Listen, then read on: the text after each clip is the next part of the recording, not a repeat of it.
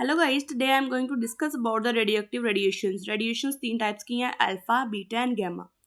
सबसे पहले कि इन तीनों को डिस्कवर किसने किया था? 1899 में अर्नेस्ट रदरफोर्ड ने इन तीनों को डिस्कवर किया था। फॉर एग्जांपल, ये एक न्यूक्लियस है, एटम का न्यूक्लियस है। यहाँ पे जो ब्लूइश सर्कल्स बनाया मैंने वो न्यूट्रॉन्स हैं और जो रेडिश है वो प्रोटॉन्स है। अब हमने देखना है कि न्यूक्लियस के अंदर से ये तीनों रेडिएशंस कब और कैसे निकलेंगी। ठीक है, जब दो प्रोटॉन्स और दो न्यूट्रॉन्स मिलते हैं तो वो एक अल्फा पार्टिकल बनाते हैं। अगर अब ये न्यूक्लियस टूटेगा इनटू अनदर न्यूक्लाई, ठीक है, और उसके साथ रेडिएशंस निकलेंगी जिसके अंदर दो प्रोटॉन और अगर दो न्यूट्रॉन्स निकलेंगे तो वो क्या होगा? वो अल्फा पार्टिकल होगा। अगर हाई एनर्जी इलेक्ट्रॉन निकल रहा है तो वो एक बीटा पार्टिकल होगा। ठीक है, बीटा रेडिएशन होगी। और अगर रेडिएशन की शक्ल में हाई एनर्जी में गैमा निकलेगा। ठीक है, तीन टाइप्स की रेडिएशंस निकलेंगी। अगर दो प्रोटॉन्स और दो न्यूट्रॉन्स निकल रहे हैं तो वो अल्फा पार्टिकल है। हाई एनर्जी इलेक्ट्रॉन निकल रहा है तो बीटा पार्टिकल है। और हाई एनर्जी रेडिएशंस अगर निकल रही हैं, ठीक है, तो वो क्या है? वो गैमा पार्टिकल्स हैं। अब हम वन बाय वन इन तीनों को डिस्कस करते हैं, इन तीनों की प्रॉपर्टीज को। सबसे पहले है अल्फा पार्टिकल।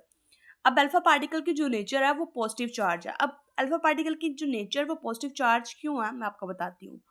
फॉर एग्जाम्पल देखें, हर अल्फा पार्टिकल के पास, जैसे कि हमने पहले ही पढ़ा था, कि दो न्यूट्रॉन्स हैं और दो प्रोटॉन है। न्यूट्रॉन हमें पता है कि वो अनचार्ज्ड है, उसके ऊपर कोई चार्ज नहीं है, और जो प्रोटॉन्स हैं उसके ऊपर पॉजिटिव चार्ज है। तो इस वजह से अल्फा पार्टिकल के ऊपर कौन सा चार्ज हुआ? पॉजिटिव चार्ज हुआ। क्यों पॉजिटिव चार्ज है? 2 यूनिट्स ऑफ पॉजिटिव चार्ज, क्योंकि इसके पास 2 यूनिट्स किसके हैं? पॉजिटिव चार्ज के।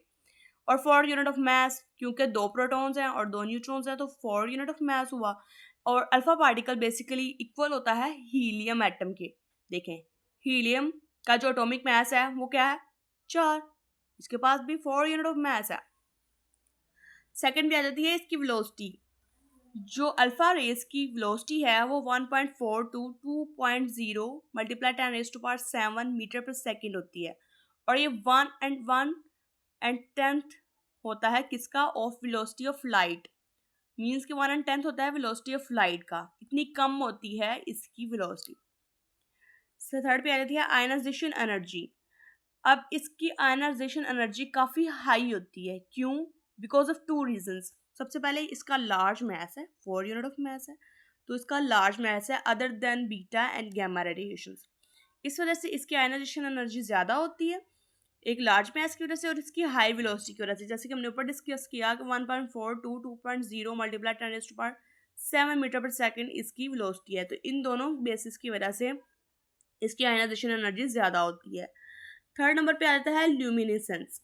ल्यूमिनेसेंस, जब ये स्ट्राइक करते हैं जिंक सल्फाइड की स्क्रीन के ऊपर, ठीक है, तो ये ब्राइट हो जाते हैं, ये ग्राफिकल एक्टिविटी रिप्रेजेंट करते हैं, ठीक है, शाइन करते हैं, तो डेट्स वाई ल्यूमिनेसेंस देते हैं। उसके बाद आ जाती है पेनिट्रेटिंग पावर।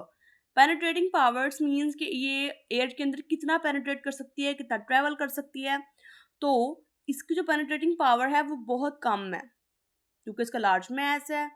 ठीक है, इसकी पेनिट्रेटिंग पावर बहुत कम है, 10 centimetre in air.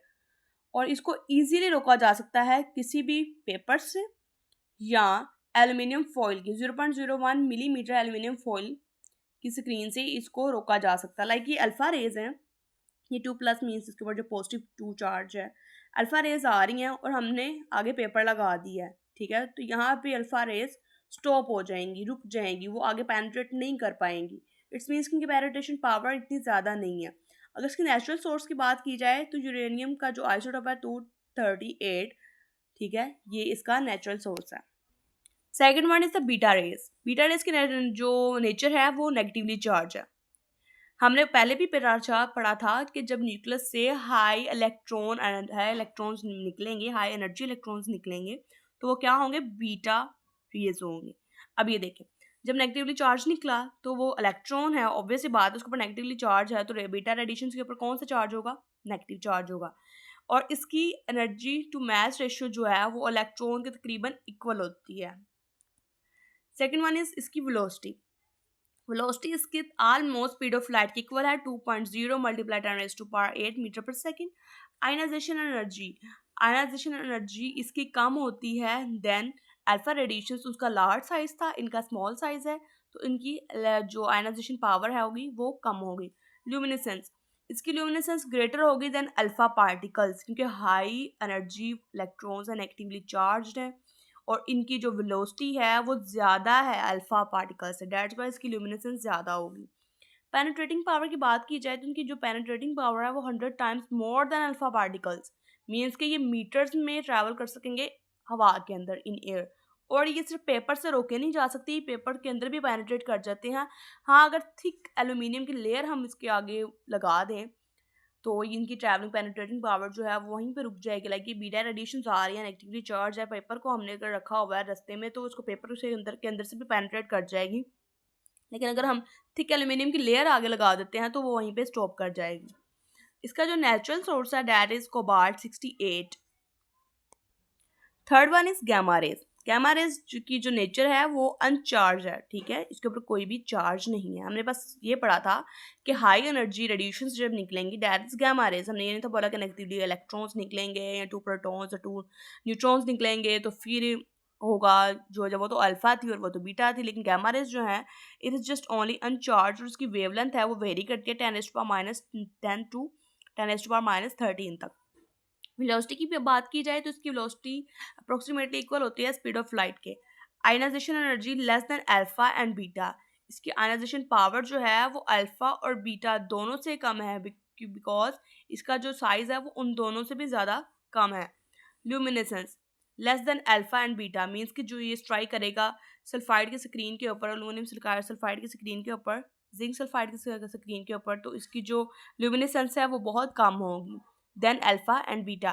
Penetrating power जो है इसकी दोनों से ज़्यादा होगी, अल्फा पार्टिकल से भी और बीटा पार्टिकल से भी। अब क्यों इसकी ज़्यादा होगी? क्योंकि ये एक तो अनचार्ज्ड है, ऊपर से ये हाई एनर्जी रेडिएशंस है, मीन्स कि किसी को भी क्रॉस कर सकते हैं। लाइक ये एक हमारा, मैंने इन तीनों को कंपेयर किया हुआ, ये गैमा रेज है, ये पेपर है, पेपर के अंदर से भी ये निकल गई है, एल्यूमिनियम के अंदर से भी ये निकल गई है, और थिक लेड की हमने लेयर अगर आगे लगाई हुई है तो ये उसके अंदर से भी पेनिट्रेट कर गई है। और इसका जो गैमा रेज का जो सोर्स है वो न्यूक्लियर डी एक्साइटेशन है। जब न्यूक्लियस डी एक्साइट करता है तो रेडिएशंस जो निकलती हैं दैट वर गैमा रेज।